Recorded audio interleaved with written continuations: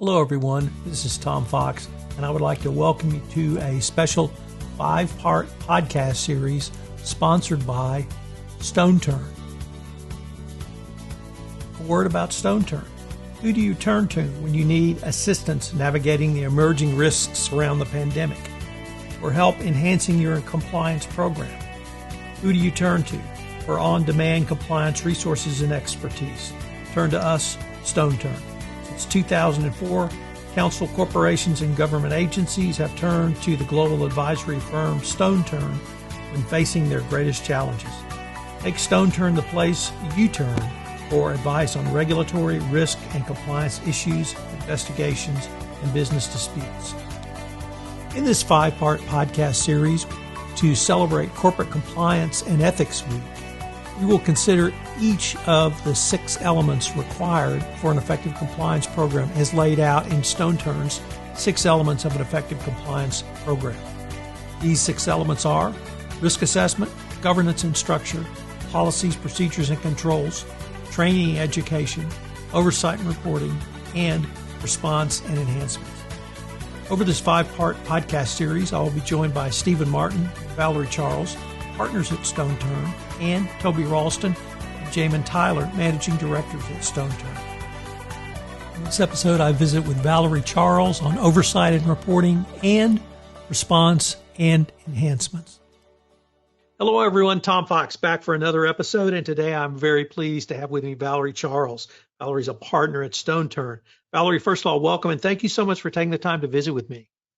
Thanks for having me, Tom. Valerie, I wanted to visit with you about the element entitled Oversight and Reporting, and maybe start with a question of how do you see the relationship between someone who raises their hand and speaks up, someone who's a whistleblower, someone who goes into their manager or supervisor's office and says, hey, I have a concern, someone who picks up the phone and calls the compliance function and say, I saw this, I don't know what it means, and really down to internal investigations? You know, I think the question's especially timely. We're hearing from a lot of clients that numbers are down in terms of general whistleblowing, whether that's web-based or whether that's kind of direct contact to the compliance office. And I think in general, it's important to step back and say, look, in this new normal, are we still cultivating a speak-up culture? And if we're not, how do we do that better, absent being able to, kind of have the personal effects that we normally have in the office? I think it's doable, but it's harder. And I really think, regardless of industry, we're seeing those numbers down for a reason, and that doesn't necessarily mean that there are, fewer issues. So it's a concerning trend, but I think putting a little attention on it and looking at the numbers and asking the questions and then thinking about employee engagement probably has never been more important than right now. Valerie, moving to perhaps internal investigations, how do you help a client think through what they do when a report comes in? Do they triage it? Do they go to their investigation protocol? And if so, how would they literally think through that process? So when we approach this sort of issue, we think about it systemically. What sort of volume are you talking about, and what's realistic? I mean, one thing that's really important is that there's consistency. And I think making sure that, you have a general framework of how long you're going to allow a sort of case that comes in the door to be investigated. You have to have a goal line there. Usually we see something like 60 days, 75 days, sometimes 90 days to mark something either substantiated or unsubstantiated. And I think making sure that you're consistently applying your approach. So if something is, sometimes it's about $1 threshold, it's going to go to legal, or it's going to, if it's below a very low nominal amount, it's going to stick with HR.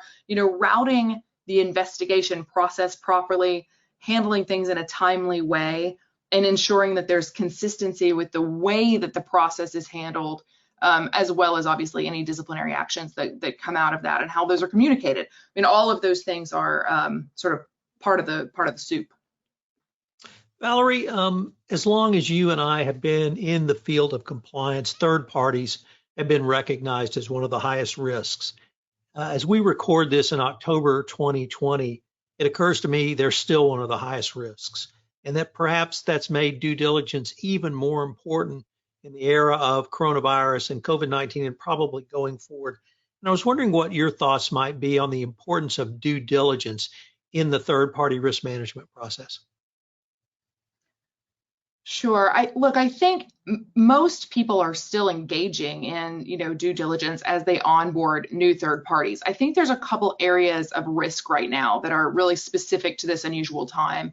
One is sort of a lax approach to certain protocols that you would normally have. So, let's say you are unable to deal with a particular supplier in your typical supply chain because of COVID.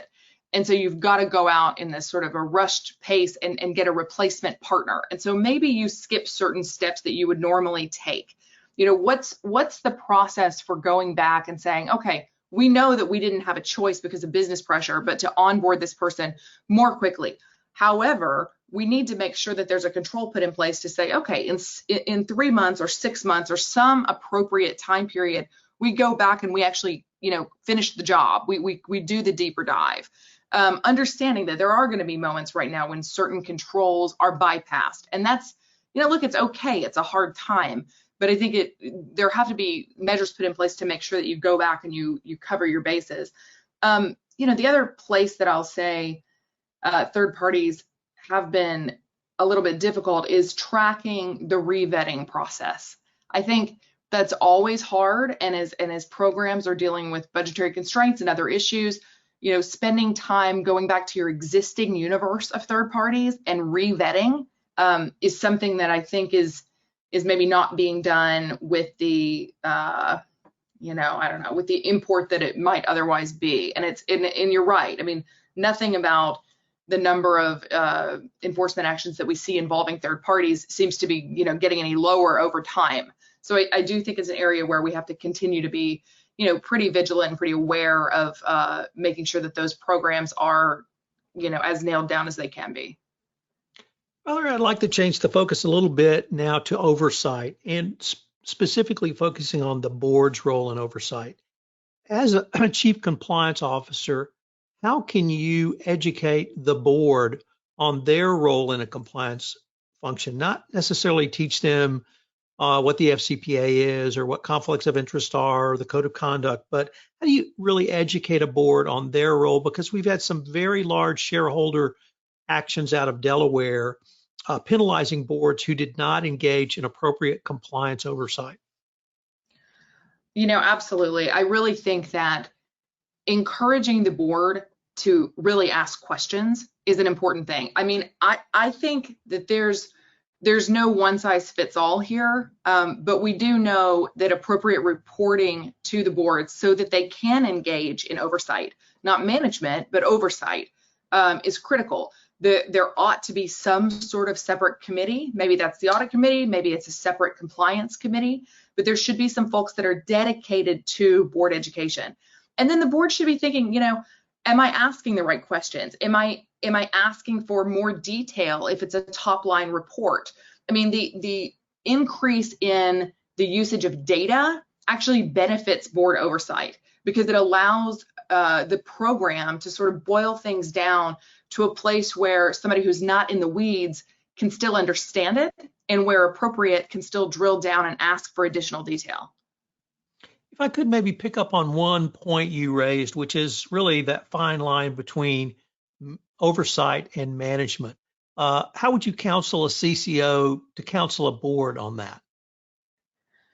Well, look, nobody really wants the board, I think, digging around and meddling in, individual investigations. Having said that, I do think oversight isn't just sort of a buzzword. I mean, oversight means that the board has a meaningful understanding of what's going on in the program and how the program is, changing. And if there are, problem trends, that should be something that the board can easily spot and ask questions about.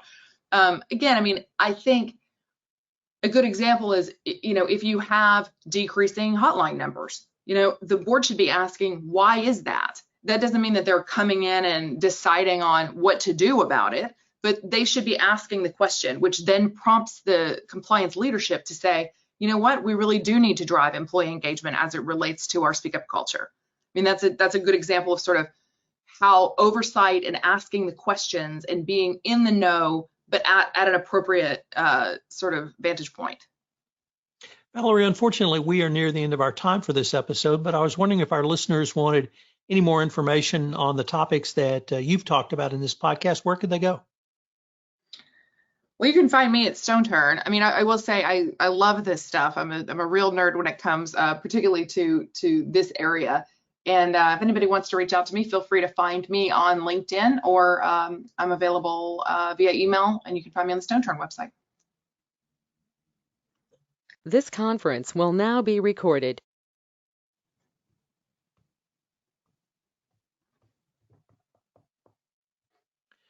Hello, everyone. This is Tom Fox back for another episode. And today I'm joined by Valerie Charles, partner at Stone Turn, and we're going to take up the topic of, or the elements rather, remediation and monitoring. So Valerie, first of all, thank you for taking the time to visit with me today.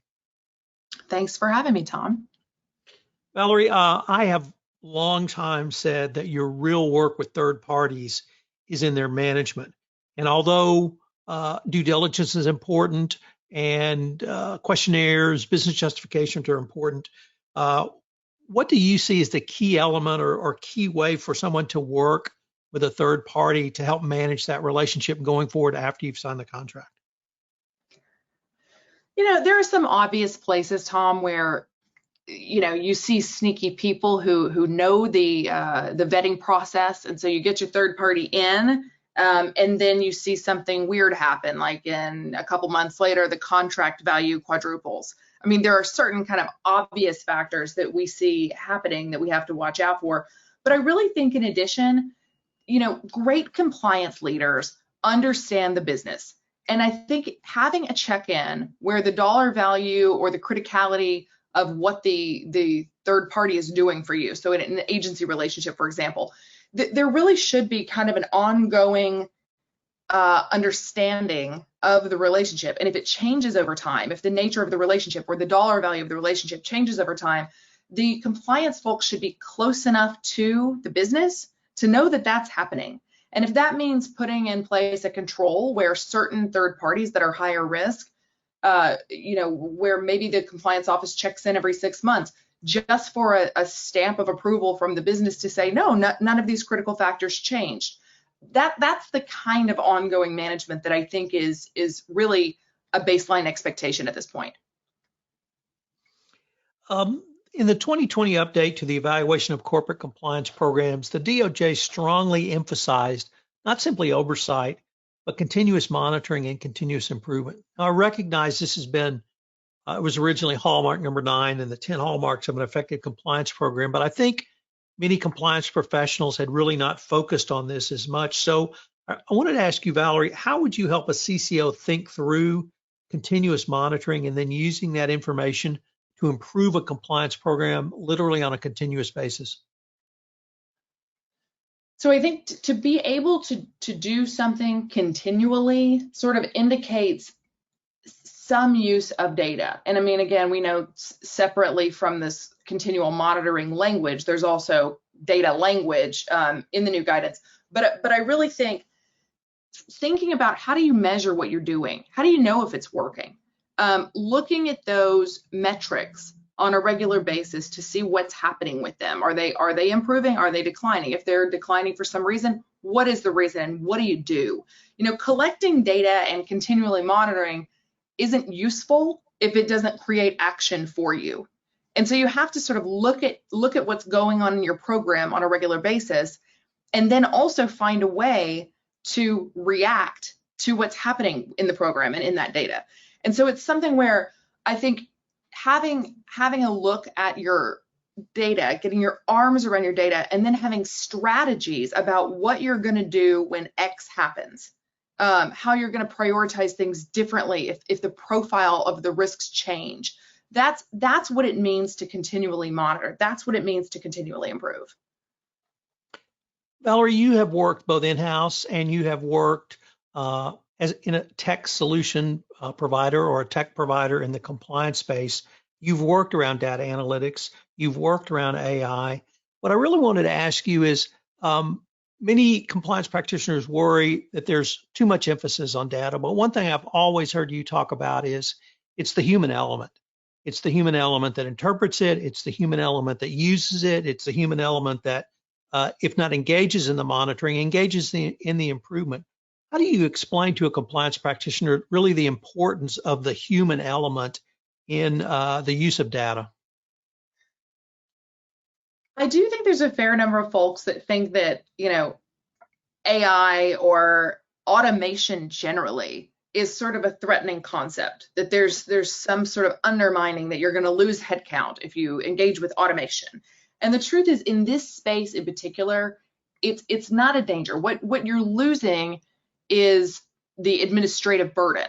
The things that can be automated in our industry and compliance, are things that you don't want to be spending your time doing. There is no substitute for the human judgment here. And I think that anytime you are using data analytics to spot anomalies or to start to see patterns, positive patterns, negative patterns, again, it's the reaction. It's what is the human going to do? Where does the compliance brain come in and then say, okay, now that we see that this is happening, how do we change the application of our resources to make our program stronger, to make our company more protected? I think that's the key. And I think if we could start to use AI and to use analytics so that we can make smarter decisions, more informed decisions. It doesn't mean we're not making those decisions. It means that we're making those decisions with better ammunition. If I could maybe turn to a little bit different focus, root cause analysis has been around for some period of time, and at least in the original evaluation of corporate compliance programs formulated by Wei Chin and released in 2017. In the July release of the 2020 FCPA Resource Guide second edition, it elevated the root cause analysis to an official hallmark of an effective compliance program.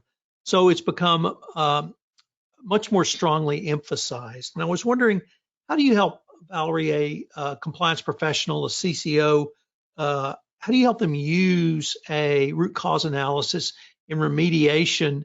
And I would even say in this discussion we've been having about continuous monitoring and continuous improvement.